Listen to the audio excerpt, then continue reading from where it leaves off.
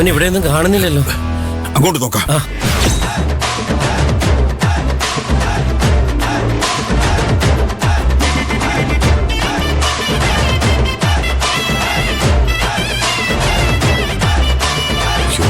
Late ആയല്ലോ.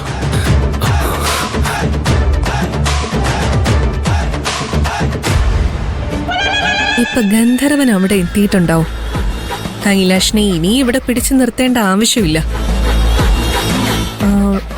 കൈലാഷ്, എന്താ ഭക്ത, ഹോസ്പിറ്റലിൽ പോണോ? വേണ്ട. ആ ടാബ്ലറ്റ് കഴിച്ചതുകൊണ്ടായിരിക്കും തലവേദന കുറഞ്ഞിട്ടുണ്ട്. ഇപ്പൊ തലചുറ്റലും ഇല്ല. ഇനി നമുക്ക് അമ്പലത്തിലേക്ക് പോവാം. ഞാൻ അമ്പലത്തിലേക്ക് എത്താൻ വൈകുന്നോണ്ട് നീ കള്ളം പറയുന്നതാണോ? അമ്പലത്തിൽ നടക്കാൻ പോകുന്ന പൂജയെക്കാളും എനിക്ക് വലുത് നീയാ മുക്ത. അതെനിക്കറിയില്ലേ. ഞാൻ കള്ളം പറഞ്ഞതല്ല. എനിക്കിപ്പോ ഒരു കുഴപ്പമില്ല. നമുക്ക് പോവാം.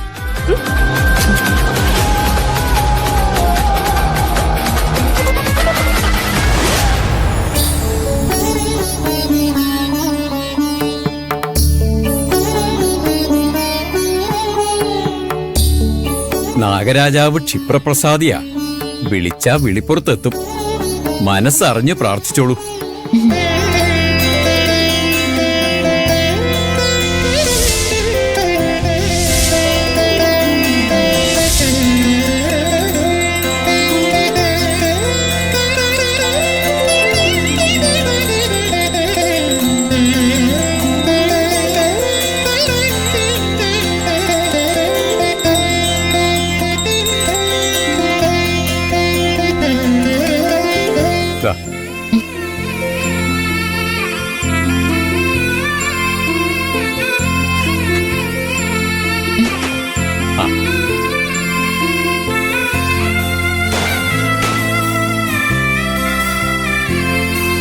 നാഗരാജാവേ, കൈലാഷ് സാറ് നല്ല ആളാ, നല്ല മനസ്സാ.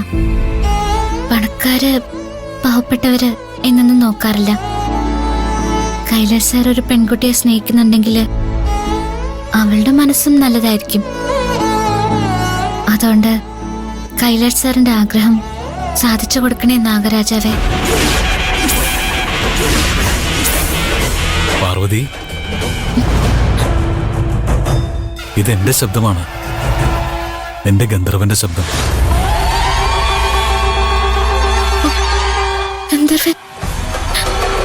നിന്നെ പരിചയപ്പെട്ടതിന് ശേഷം നിന്നോടിങ്ങനെ പ്രണയത്തോടെ സംസാരിക്കാത്ത ഒരു ദിവസം പോലും എന്റെ ജീവിതത്തിൽ ഉണ്ടായിട്ടില്ല. എന്റെ ഉള്ളിലുള്ള നിന്നോട് ഞാൻ എപ്പോഴും സംസാരിക്കാറുണ്ട്. അതെല്ലാം മോളി മോളി കേട്ടുകൊണ്ട് നീ എന്റെ അടുത്തിരിക്കാറുണ്ട്. ഞാൻ ചോദിക്കുന്നതിനൊക്കെ നീ മറുപടിയും പറയാറുണ്ട്. നമ്മൾ തമ്മിൽ പിണങ്ങാറുണ്ട്. അപ്പോ നീ എന്നോട് പരിഭവവും കാണിക്കാറുണ്ട്.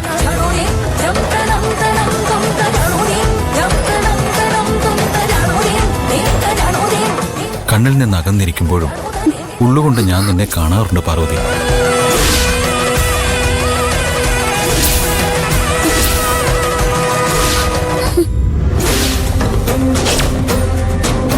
ഒരുവന് ഇവൾ ഇണയെന്ന് ദൈവം നേരത്തെ നിശ്ചയിച്ചിട്ടുണ്ടെന്ന് ഞാൻ എവിടെയോ വായിച്ചിട്ടുണ്ട്. കണ്ടുമുട്ടാനുള്ള നേരമാവുമ്പോൾ മനസ്സിനെ തേടി പുറപ്പെടുമാത്രേ. അന്വേഷണത്തിനൊടുവിൽ നമ്മുടെ മനസ്സുകൾ പരസ്പരം കണ്ടെത്തിയിരിക്കുന്നു. ഇനി ഒരുമിച്ചുള്ള ജീവിതം ഇപ്പൊ ഇത്രമാത്രം എന്ന് പാറുവിന്റെ ഗന്ധർവൻ, പാറുവിന്റെ സ്വന്തം ഗന്ധർവൻ.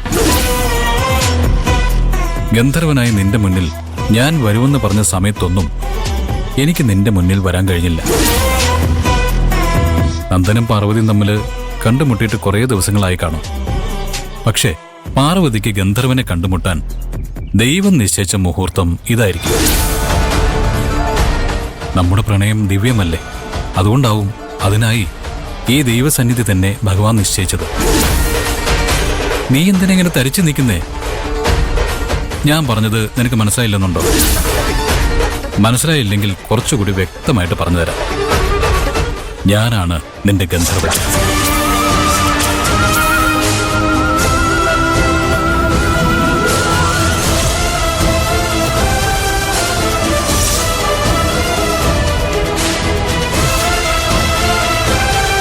അവളിത് എവിടെ പോയി?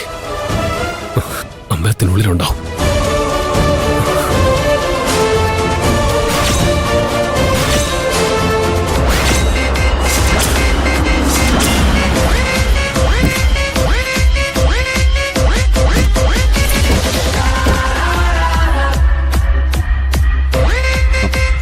മുത്ത ഇപ്പൊ എങ്ങനെയുണ്ട്? ഇപ്പൊ നല്ല ആശ്വാസമുണ്ട്. ചെറിയൊരു തലകറക്കം, അത് മാറിക്കോളും. ആ, നീ വേഗം പാർവതിയുടെ അടുത്തേക്ക് ചെല്ല്, ഞാൻ പുറകെ വരാം. ശരി.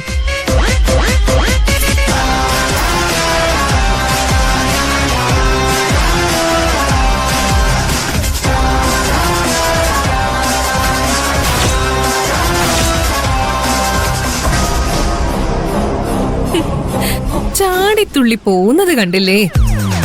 അത്രയ്ക്ക് സ്പീഡൊന്നും വേണ്ട കൈലാഷ്. പോയതിനേക്കാൾ വേഗത്തില് നെഞ്ചും പിടപ്പിച്ച് തിരിച്ചു വരാനുള്ളതാ. അവളുടെ വഴിപാട് ചിലപ്പോ ഫലിക്കും. അവള് സ്നേഹിക്കുന്ന ഗന്ധർവനെ അവൾക്ക് കിട്ടും. അവളിപ്പോ അവളുടെ കാമുകനുമായിട്ട് സല്ലപിച്ചുകൊണ്ട് നിൽക്കുകയായിരിക്കും. പാർവതി അവളുടെ ഗന്ധർവന്റെ കൂടെ പോയിക്കോട്ടെ കൈലാഷ്. നിനക്ക് ഞാനില്ലേ? ഞാനേ ഉണ്ടാകൂ. അവളുടെയും ഗന്ധർവന്റെയും വീഡിയോ എടുക്കാൻ ഞാൻ നന്ദനോട് പറഞ്ഞിരുന്നു. അവൻ ഇവിടെ വന്നില്ലേ?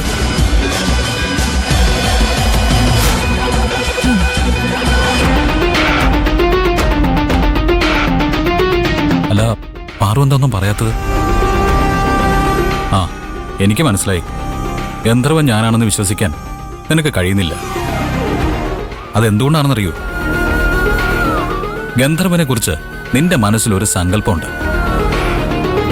നിനക്ക് ലഭിച്ച എഴുത്തുകളിലൂടെ നിന്റെ മനസ്സിൽ രൂപപ്പെട്ട ഒരു ചിത്രമുണ്ട്. ആ മുഖവുമായി എന്റെ ഈ മുഖം പൊരുത്തപ്പെടുന്നുണ്ടാവില്ല. ആ നിറവുമായി എന്റെ ഈ നിറം പൊരുത്തപ്പെടുന്നുണ്ടാവില്ല. ഉയരം, വണ്ണം, കണ്ണ്, ചിരി, അതൊന്നും നിന്റെ സങ്കല്പത്തിലുള്ള ഗന്ധർവനുമായിട്ട് ഒരിക്കലും പൊരുത്തപ്പെടുന്നുണ്ടാവില്ല. അതുകൊണ്ട് തന്നെ ഗന്ധർവൻ ഞാനാണെന്ന് അംഗീകരിക്കാൻ നിന്റെ മനസ്സ് സമ്മതിക്കുന്നില്ല. അത് നിന്റെ കുഴപ്പമല്ല പാറു. മനുഷ്യന്മാരുടെ നേച്ചർ അങ്ങനെയാണ്. മനസ്സിൽ പതിഞ്ഞു പോയൊരു ചിത്രം അത് മാറ്റി വരയ്ക്കാൻ വലിയ പ്രയാസമാണ്.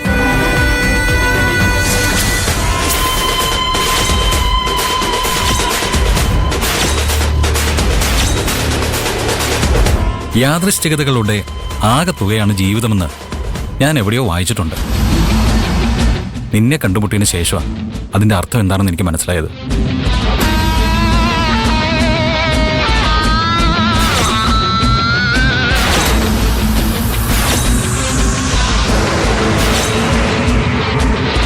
നീ ഈ ടൗണിൽ വന്നിറങ്ങിയ ദിവസം ബസ് സ്റ്റാൻഡിൽ വെച്ചാണ് ഞാൻ നിന്നെ ആദ്യമായിട്ട് കാണുന്നത്. നന്ദ, നീ നിന്റെ പെണ്ണിനെ കണ്ടുമുട്ടിയിരിക്കുന്നു എന്ന് അപ്പ എന്റെ മനസ്സിലിരുന്ന ആരോ എന്നോട് പറഞ്ഞു. യാദൃശ്ചികമായിട്ട് സംഭവിച്ചൊരു കൂടിക്കാഴ്ച.